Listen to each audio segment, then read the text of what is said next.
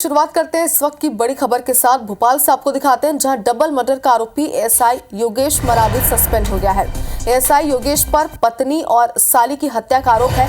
3 दिसंबर की ये पूरी वारदात है और इसके बाद लगातार इस पूरे मामले पर कई बड़े खुलासे भी हो रहे हैं। आरोपी एएसआई योगेश मरावी की सैलरी रोकी जाएगी।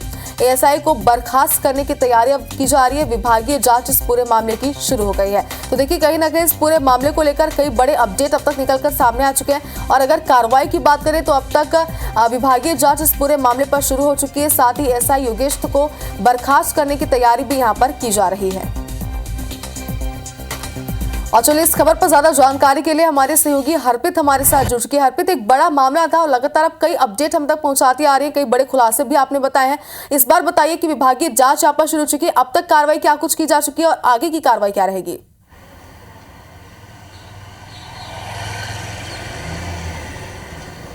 बिल्कुल, देखिए 3 दिसंबर को एएसआई योगेश मरावी ने भोपाल में अपनी पत्नी और साली की चाकू से गोद कर हत्या कर दी थी।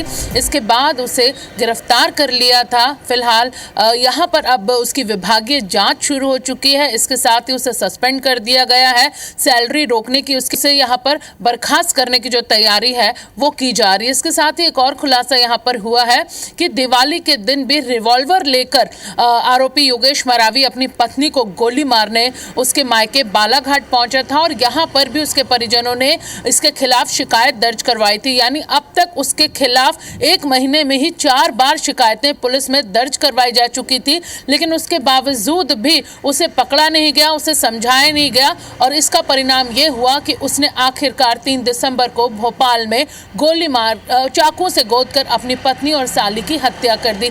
इसके साथ ही बताया जा रहा है कि 4 दिन पहले इस हत्याकांड को अंजाम देने के पहले वो इस फ्लैट में आया था। वहां पर उसने दरवाज़ा खटखटाया था, लेकिन उसकी पत्नी ने दरवाज़ा नहीं खोला था क्योंकि उसे अंदेशा था कि ये जानलेवा हमला कर सकता है या जान से मार सकता है। इसी से बेहद नाराज़ की पत्नी ने दरवाज़ा नहीं खोला।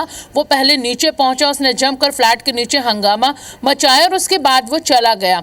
पवई से उसने जैसे कि बताया कि मवई, जहां उसकी पोस्टिंग मंडला में थी, मवई से ही वो चाकू लेकर आया था और पूरी रणनीति बनाकर आया था कि अब अपनी पत्नी और साली को मौत के घाट उतार देगा। देखिए, इत्तेफाक ये था कि उस दिन 3 दिसंबर छुट्टी का दिन था, गैस त्रासदी स्मृति दिवस की छुट्टी थी और यही वजह थी कि साली भी उस दिन घर पर थी और उसने दोनों को ही मौत के घाट उतार दिया। एक बात और है कि उसने इन दोनों के ही प्राइवेट पार्ट पर चाकुओं से, धारदार चाकू से हमला किया और इस तरीके से मारा कि उनके बचने की कोई उम्मीद ना रहे। हालांकि इस पूरे मामले में एक जो भांजी है वो यहाँ पर किस्मत वाली रही कि 4 दिन पहले ही वो इस घर से अपने माता पिता के पास रहने गई थी। वो मेघा के पास रहती थी और 4 दिन पहले ही वो यहाँ से अपने माता पिता के पास गई थी। बताया जा रहा कि अगर भांजी घर में होती तो जरूर इस हत्याकांड में उसे भी आरोपी नुकसान पहुंचा सकता था। फिलहाल सस्पेंड कर दिया गया है, बर्खास्त करने की तैयारी है और विभागीय जांच भी शुरू हो गई है। जी बिल्कुल हरप्रीत, तो कई बड़े खुलासे अब तक की जांच में हुए, जो आपने एक बार फिर से हमारे दर्शकों को इस पूरे मामले को भी समझाया और अब तक क्या कार्रवाई की गई भी बताया। बहुत शुक्रिया आपका हमारे साथ जुड़ने के लिए।